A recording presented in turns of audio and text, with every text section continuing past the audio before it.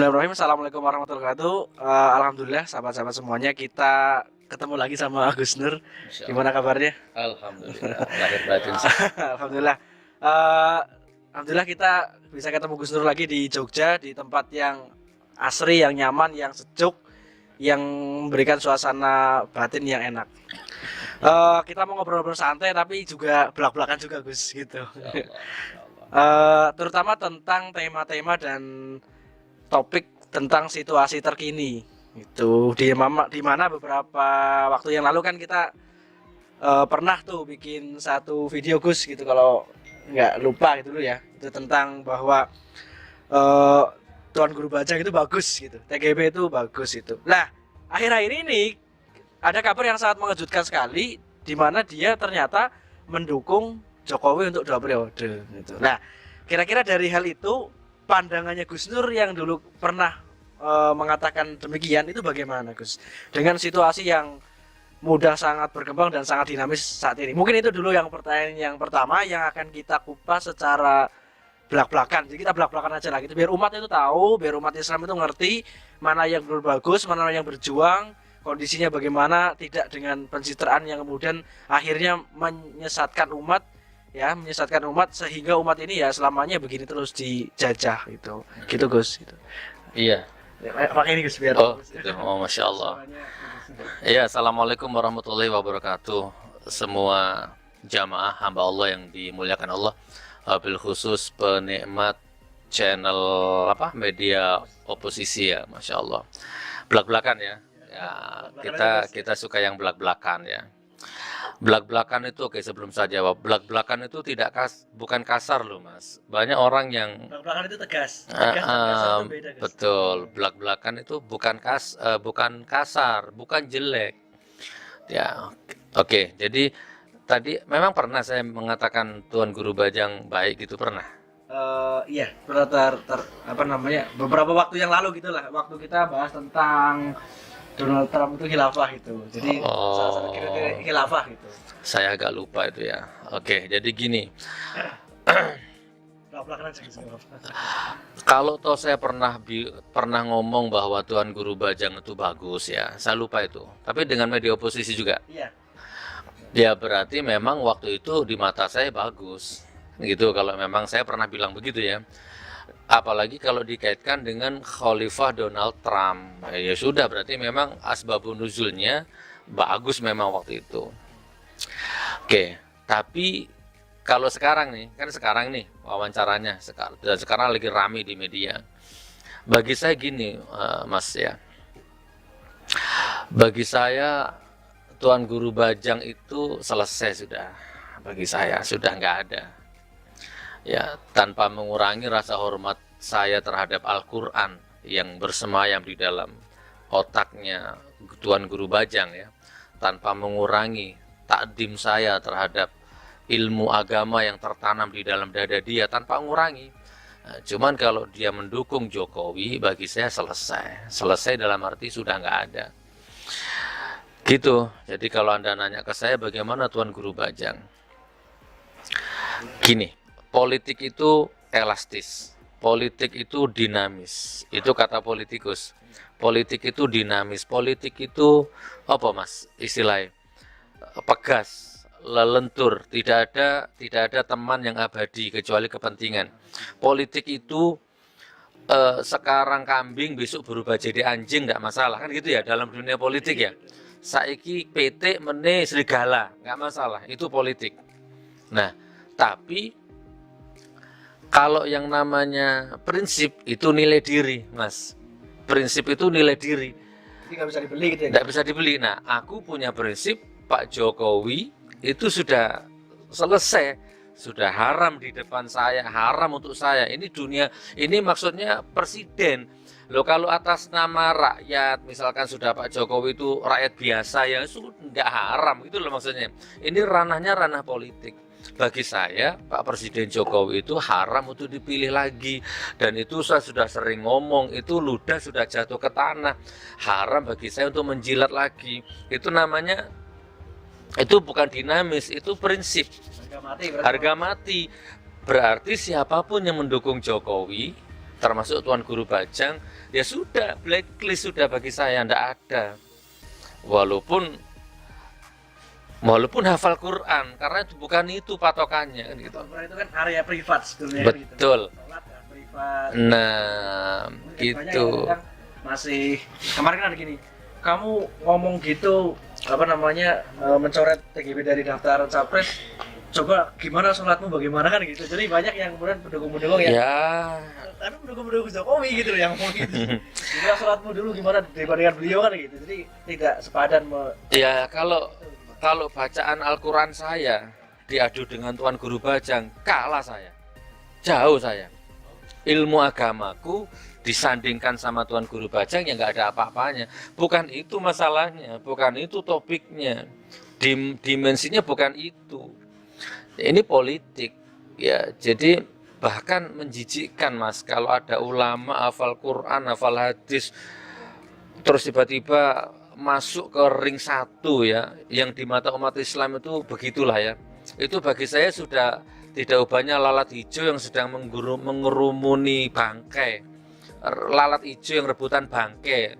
Itu bagi saya begitu. Ya mohon maaf Tuan Guru Bajang ya. Jadi bagi ana antum sudah selesai, sudah finish.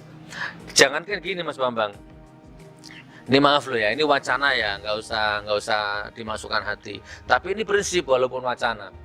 Jangankan Tuan Guru Bajang, andai kata imam besar Habib Rizik sekalipun, ya tiba-tiba mendukung Jokowi, saya mundur. Nggak ada sudah berarti Habib Rizik, nggak ada imam besar. Sampai segitunya kalau antum nanya Tuan Guru Bajang. Ini sikap saya ya, jadi kebetulan tegas jelas sih. Siapapun kalau mendukung rezim, ya rezim ini sudah zolim, menjual kekayaan negara, besar rakyat, haram mendukungnya. Gitu ya guys ya. Kembali ke Tuan Guru Bajang ya. Oke. Yang tadi sudah ya, kita ringkas saja. Bolehlah kalau Anda bilang politik itu elastis, dinamis atau apalah ya. Sekarang anjing, besok kambing, enggak apa-apa. Sekarang kamu kucing, besok jadi serigala, enggak apa-apa, itu politik.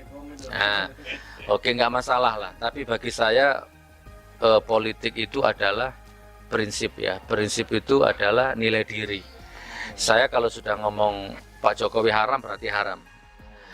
Dibayar 1 triliun pun saya nggak mau. Nanti saya jelaskan. Jadi Tuan Guru Bajang kalau memang benar-benar merapat ke Pak Jokowi tanpa mengurangi hormat Al-Qur'anku kepada beliau, sudah bagi saya blacklist itu Tuan Guru Bajang. Ya sudah. Jadi ulama itu apa sih Mas Pak? Ulama itu kan sebenarnya luas. Nggak boleh kita klaim ulama itu harus yang bersorban, harus yang berjenggot, harus hafal Quran. Enggak.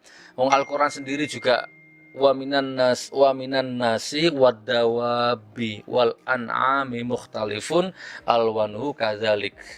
Innama yakhsyallaha min ibadihil ulama. Coba nanti dibuka surat Al-Fatir ayat 28.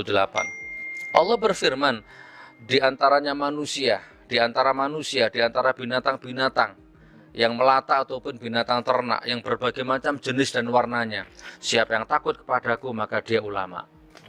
Siapa yang takut kepadaku taat berarti ya. Iya. Jadi walaupun surbannya sampai menyapu tanah, kalau dia nggak takut sama Allah, bagi saya bukan ulama kan itu loh. Ya silahkan antum kalau nganggap Tuan Guru Bajang ulama, bagi saya sudah bukan gitu. Seperti itu saudaraku. Ini pernyataan yang tegas nih Gus. Jadi TGB bukan seorang ulama menurut Gus. Menurut saya sudah bukan. Silahkan kalau antum tetap menganggap ulama. Bagi saya, wallahu alam bisawab. Bagi saya beliau adalah orang yang hafal Quran. Sudah gitu aja. Nah sekarang dengan mendukung Jokowi, ya sudah. Berarti dia politikus. Kebetulan hafal Quran. Kan gitu aja. Dan mohon maaf kalau saya ya tidak obatnya lalat hijau yang mengerubuti bangkai tadi itu bagi saya begitu. Satu lagi Gus, ini pernyataan dari Sekjen PA 212 yaitu Novel Pak Mukim. Kenal ya mungkin Novel, ya, Pak Novel ya. Dia mengatakan bahwa dia mencoret gitu. Jadi sebenarnya kan beliau tadinya direkomendasikan sebagai bursa capres untuk mewakili umat yang dianggap representasi umat kan gitu. Nah, kemudian dengan adanya statement beliau yang mengatakan bahwa dia melanjutkan lagi Jokowi untuk dia periode, dikasih kesempatan dan dia mendukung, PA 21 kemudian mencoret itu. Tanggapan Gus Nur gimana dengan dicoretnya itu dari bursa yang digagas oleh koalisi umat gitu. Karena umat itu sekarang benar tadi yang disampaikan mau Habib Rizik pun siapapun kalau mendukung Jokowi coret. Gitu. Itu kan 212 itu kan lahir kan karena penista agama. Embrionya 212 itu kan karena Al-Maidah 51. Dan di dalam 212 itu sudah Nasdem, PDI, ya kan, apalagi Hanura, apalagi itu. Iyalah, oke. Itu kan penista-penista agama itu sudah nggak ada kan, di 212 kan sudah blacklist. Jadi kalau Tuan Guru Bajang dihapus, ya memang sudah wajib, sudah harus dihapus memang. Itu kan mengkhianati konstitusi 212 kan gitu ya. Sudah mengkhianati gitu. Oke, jadi gitu saudaraku ya, yang bertanya termasuk alhamdulillah ini saya langsung saya jawab. Bagi saya Tuan Guru Bajang itu sudah tidak lebih hanya sebagai politikus yang hafal Quran. Udah gitu aja. Tapi ini Gus, kalau dilihat secara logika dan nalar alasannya TGB mendukung Jokowi 2 periode karena alasannya ini pribadi dan juga demi kemaslahatan masyarakat NTB. Karena itu tadi kan ya dengan Pak Jokowi sekarang infrastrukturnya luar biasa. Nah, jadi ada kepentingan dengan masyarakatnya gitu. Apalagi kan basis di sana juga cukup besar masyarakat terhadap TGB-nya gitu. Iya, nggak apa-apa. Itu kan pendapat beliau. Itu dalih ya. Itu dalihnya beliau, nggak apa-apa. Mau dalih apapun dan ini dalih saya. Itu dalihnya beliau, ini dalih saya. Ya sudah, nanti benar salah Allah yang memutuskan. Yang nonton video ini kan juga akan pecah dari dua nanti. Ada yang pro dengan Tuan Guru Bajang, ada yang pro dengan saya. Udah, itu hukum alam. Nasihat aja untuk umat karena melihat orang yang kadang-kadang kok ini hitam berubah putih, berubah-ubah gitu. Nah, biar umat itu tidak kecele lagi bahasanya, tidak kecewa gitu. Makanya kecewa terus buang uang banyak segala macam, nasibnya kita juga sama aja kayak gini terus gitu. Jadi gimana nasib umat? Satu saja. Ini sudah semua pada tahu. Satu, tunggu komando ulama. Nah, ulama yang mana ya? Sekarang kan kita seperti ada kesepakatan ya, baik tertulis atau tidak, bahwa memang umat Islam ini sekarang mendaulat beliau kan Habib Rizik sebagai komandonya. Ya kita tunggu. Dan memang sudah ada kan ijtima ulama, ada beberapa pertemuan-pertemuan ulama memang mulai dari 100 sampai ribuan. Nah, nanti saya juga masuk di dalamnya itu. Oh, Masya Allah. Jadi kemarin ada utusan beliau Habib Rizik datang ke Palu, datang ke pesantren. Betul.